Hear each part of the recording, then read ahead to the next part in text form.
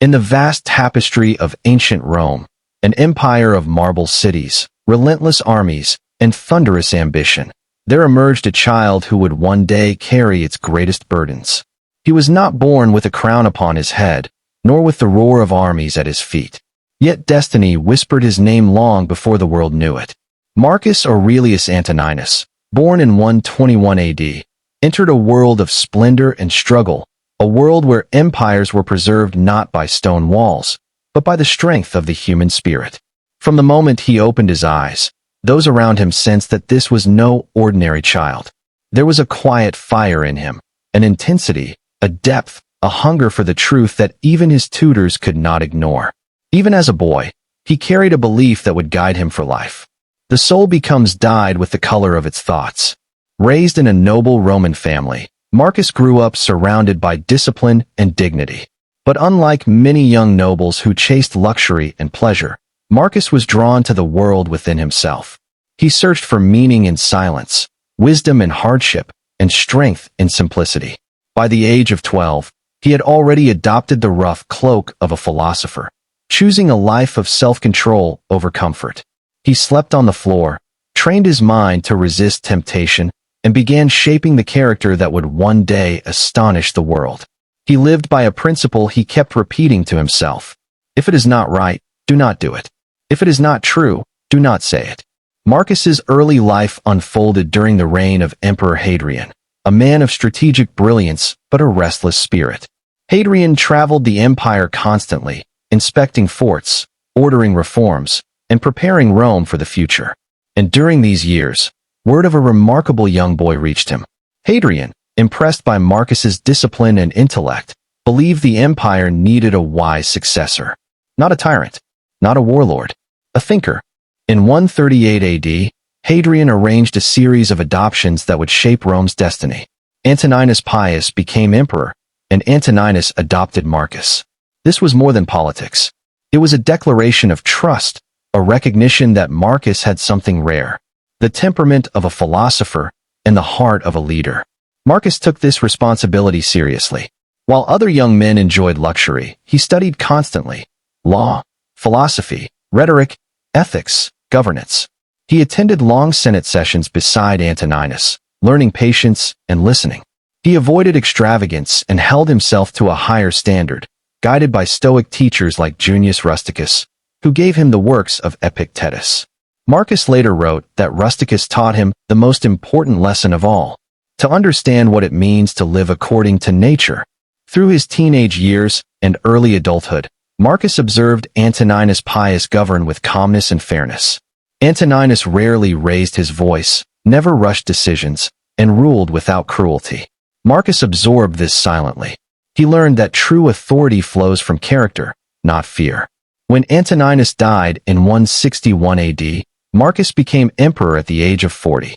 But he did not want the throne alone. To honor Hadrian's original intention, he insisted that Lucius Verus, his adoptive brother, rule beside him. This made them the first co-emperors in Roman history. And almost immediately, disaster struck. A terrible plague, likely smallpox, spread from the east, carried by soldiers returning from campaigns. The Antonine Plague, as it later became known, devastated cities from Asia Minor to Gaul. By some estimates, 5 million people died. Markets emptied. Families grieved. Entire legions weakened. Marcus did not hide in the palace.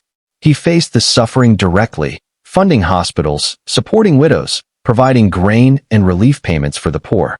Even as emperor, he wrote to himself, "Do what is necessary, and do it without complaint." During these years, another storm rose. The Parthian Empire struck Rome's eastern borders.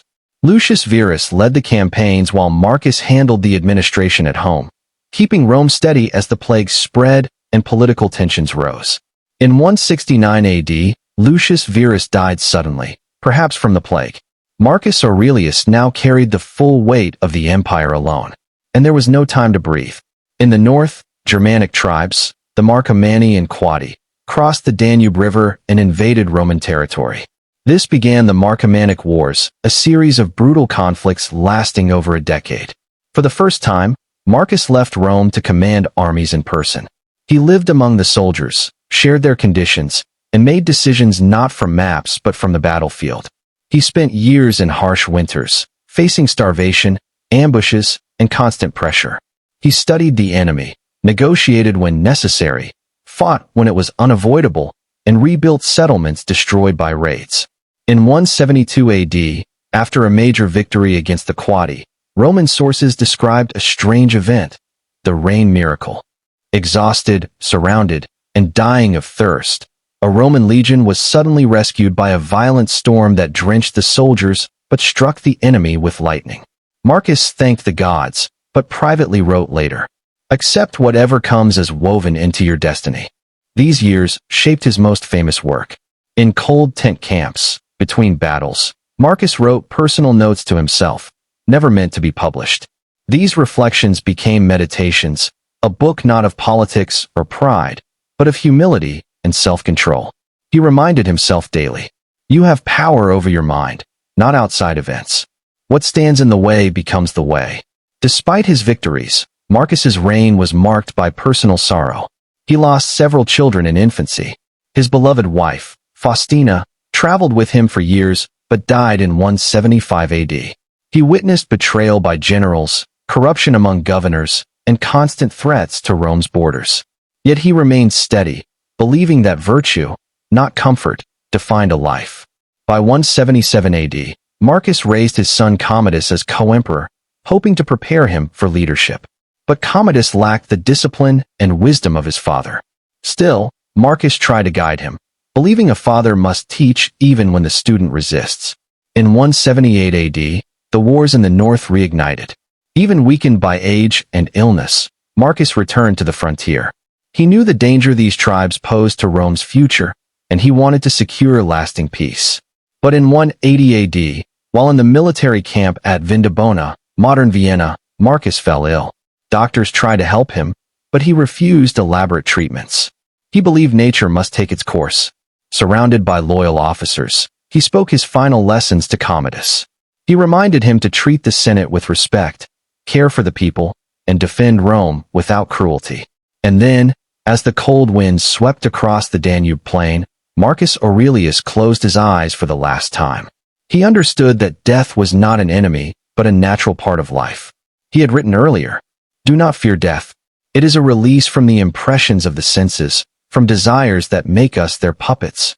He died not in a marble palace, but in a frontier tent, just as a philosopher king should.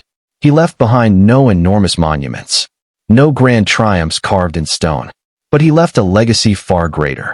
The example of a man who proved that wisdom can guide power, that inner strength can stabilize an empire, and that character is the foundation of leadership.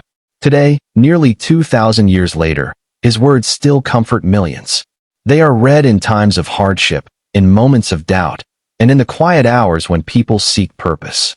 His life teaches us that greatness is not about ruling others, but mastering oneself. Marcus Aurelius did not simply rule Rome. He disciplined his mind, shaped his spirit, and lived with intention. And that is why history remembers him, not as a conqueror, but as a man who conquered himself. As the life of Marcus Aurelius fades into history, his voice still echoes through time, quiet, steady, and unbroken. He ruled an empire, but more importantly, he ruled himself. His struggles, his discipline, his reflections, and his wisdom continue to guide anyone willing to listen. If this journey into his life has inspired you, even for a moment, then carry his lessons with you. Remember his reminder, you have power over your mind, not outside events. And let that truth strengthen you in your own battles. Thank you for watching, and for giving your time to explore the life of a man whose wisdom refuses to die.